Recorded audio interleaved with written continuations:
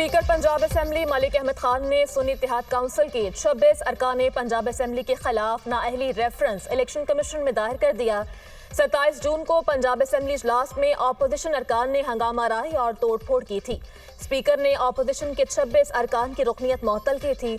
Speaker Malik Ahmad Khan की election commission आमद, chief election commissioner से मुलाकात। मलिक अहमद खान ने मीडिया से गुफ्तगू में कहा, 26 अरकान के खिलाफ रेफरेंस दायर कर चुके हैं। गालियां देने, हुल्लड़बाजी करने, लोगों पर हमला करने और गिरबान पकड़ने की इजाजत नहीं दी जा सकती। हाउस में मिसकंडक्ट को जुर्म समझता हूँ। आइन और हल्फ की पासदारी की खिलाफ वर्जी करना किस जुमरे में आता है? आइन के लिए ये मुकदमा लड़ूंगा। 1.5 साल से तहम्मुल का मुजाहिरा कर रहा हूँ। असेंबली में पहले दिन जाते हैं और जाकर आप हल्फ उठाते हैं कि मैं आईने पाकिस्तान को वफादार हूँ। तो आईने पाकिस्तान से वफादारी, मैं उसकी पासदारी करूँगा, मैं उसकी आइन के साथ मैं अपने खुद रिश्ता जिसको कायम रखने का हल्फ उठाते हैं। तो इसी आइन के आर्टिकल 69 में ये लिखा है कि ये जो असेंबलीज हैं ये अपने रूल्स खुद बनाएंगे। अगर हिफाजती जैकेट्स बर वक्त फराहम की जाती तो सयाहों की जान बच सकती थी। खुदा न खास्ता, क्या आप दोबारा सवात जैसे वाक़े के मुंतज़िर हैं? क्या आपके पास इमरजेंसी की सूरत में हेलीकॉप्टर, हिफाजती जैकेट्स और दीगर चीज़ें हैं?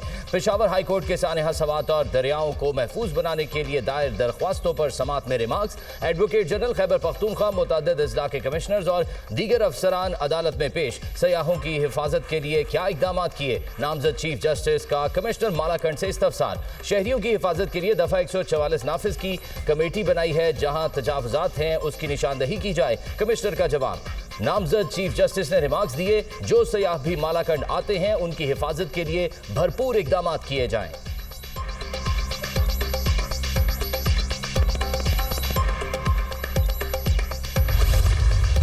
ये जो आपको ईरान के साथ सीज़ फायर नज़र आया है और ईरान को एक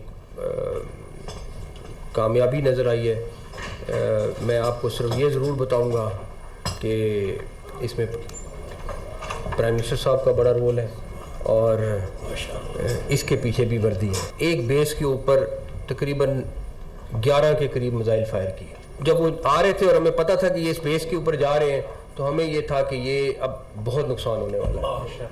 लेकिन जब वो गिरे और सबसे पहले जब फोन किया इतला कि उन्होंने कहा जी कोई मिसाइल भी अंदर नहीं गया।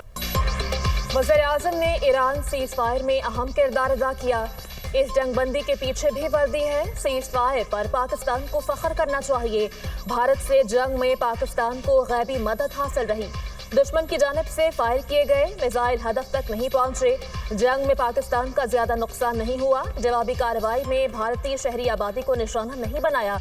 मुहर्रमुल हराम में क़याम अमन हुकूमत की तरजीह है। वज़ीर दाखिला मोहसिन नकवी की प्रेस कॉन्फ्रेंस। 14 अगस्त को तमाम मकातिब फ़िक्र के उलमाए कराम को फैसल मस्जिद में इकट्ठे नमाज अदा करने की दावत। वज़ीर मुमलिकत तलाल चौधरी ने कहा, हमें नफरत और फ़िरका वाहियत का शिकार नहीं होना। दहशतगर्दी के खिलाफ सबको मुत्तहिद होना होगा।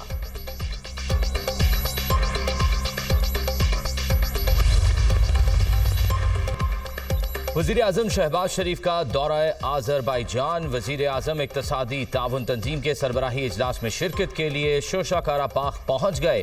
फजोली हवाई अड्डे पर आज़रबाईजान के वज़ीर सकाफत आज़रबाईजान और पाकिस्तान के सफ़ीरों समेत आला सफ़ारती और हुकूमती अहलकारों ने वज़ीर आज़म और पाकिस्तानी वफ़द का इस्तकबाल किया। नायब वज़ीर आज़म इसहाक डार, वज़ीर इत्तलात अता तारड़ और मुआविन ख़ुसूसी तारिक फ़ातमी भी वफ़द में शरीक। वज़ीर आज़म ECO सरबराही इजलास में खिताब भी करेंगे। इलाकाई आलमी चैलेंजेस पर पाकिस्तान का मौक़िफ़ पेश करेंगे। वज़ीर आज़म सरबराही इजलास में शरीक आलमी रहनुमाओं से अहम मुलाकातें भी करेंगे। ईरान, आज़रबाईजान, उज़्बेकिस्तान और तुर्किया के सरबराहान से मुलाकातें मुतवक्के। वज़ीर आज़म इलाकाई तिजारत, तवानाई और राब्ते के फ़रोग़ पर जोर देंगे।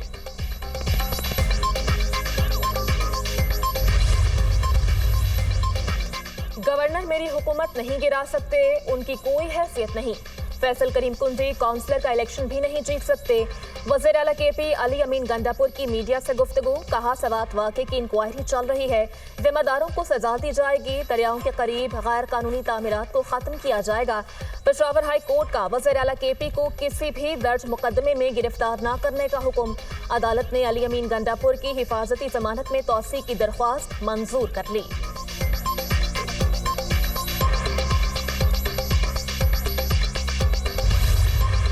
अली अहमद गंडापुर को या पीटीआई को ऑपोजिशन की ज़रूरत नहीं है, इनको किसी और से खतरा नहीं है। मैं कहता हूँ इस वक्त अगर आज भी पीटीआई के बानी जेल में है तो वो उस पीटीआई की वजह से ही जेल पर, वो खुद अपने दुश्मन है। केपीके की हालत आपको सबको पता है। वहाँ के चीफ मिनिस्टर साहब कहते हैं कि जी मैं जो है वो बंदूक और हथियार लेके मैं डरता नहीं हूँ, मैं इस्लामाबाद पे हमला करूँगा। अली अमीन गंडापुर को किसी ऑपोजिशन की जरूरत नहीं है, तहरीक इंसाफ को किसी से खतरा नहीं, वो खुद अपनी दुश्मन है। बानी अपनी पार्टी की वजह से जेल में है। केपी में अमनो अमान की सूरत हाल मखदूश है। गंडापुर कहते हैं मैं असलहा लेकर इस्लामाबाद पर हमला करूंगा। जमात इस्लामी प्रोपेगेंडा करती है, इल्जाम लगाने वालों ने आज तक कुछ नहीं किया। MQM संजीदा है तो बल्दियाती इलेक्शन लड़े। सीनियर वजीर सिंध शर्जील मेमन की प्रेस कॉन्फ्रेंस, कहा मुहर्रम उल हराम में सिक्योरिटी के फुल प्रूफ इंतजाम किए गए हैं। सिंध भर में 5000 बंद स्कूल दोबारा खोल दिए। 21 लाख नए घर सिंध में तामीर किए गए।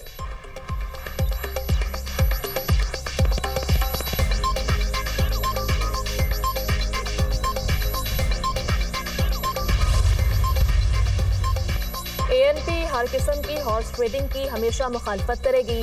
मरकजी सदर ANP एमल वली खान का बयान, कहा हर गैर जमहूरी इक़दाम की डट कर मुखालफत करेंगे।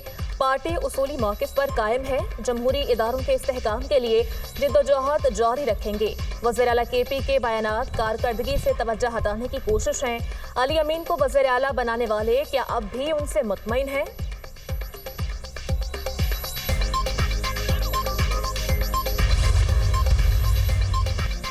वज़ीर आज़म का पाकिस्तान को पोलियो फ्री बनाने का अज़्म। शहबाज शरीफ की ज़ेर सदारत इंसदाद पोलियो की टास्क फोर्स का इजलास। इंसदाद पोलियो की भरपूर कोशिशें मजीद तेज करने पर जोर। शहबाज शरीफ ने कहा तमाम चैलेंजेस के बावजूद हुकूमत इंसदाद पोलियो के हदफ को जल्द हासिल कर लेगी।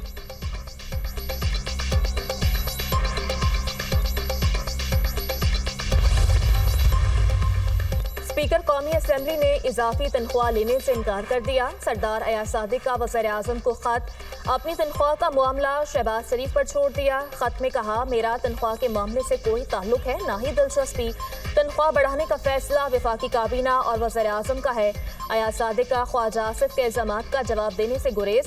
स्पीकर का तनख्वाह में किया गया इजाफा लेने से भी इनकार।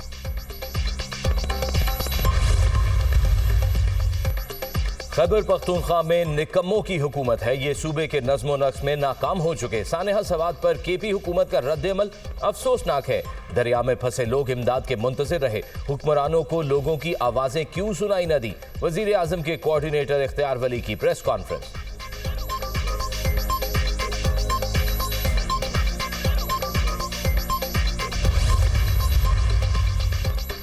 जनूबी अफ्रीका की फ़िज़ाइया के सरबराह की ज्वाइंट स्टाफ हेडक्वार्टर्स आमद।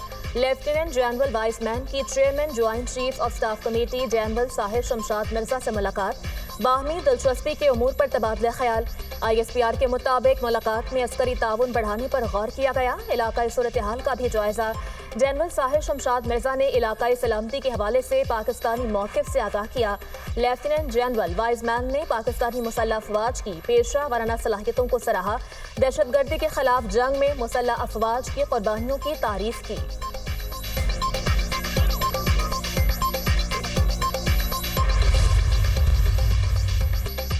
मईशत में शफाफियत लाने के लिए डिजिटल ट्रांजैक्शन सिस्टम नागुज़ीर है। शहरियों और कारोबारी इदारों के दरमियान अदायगी को आसान बनाना जरूरी है। वज़ीर आज़म की ज़ेर सदारत कैशलेस और डिजिटल मईशत से मुतालिक इजलास। शहबाज शरीफ ने कहा डिजिटल सिस्टम के इस्तेमाल बारे आगाही बढ़ाना वक्त की अहम ज़रूरत है। कैशलेस इकॉनमी पर कायम कमेटियाँ तजावीज़ पेश करें।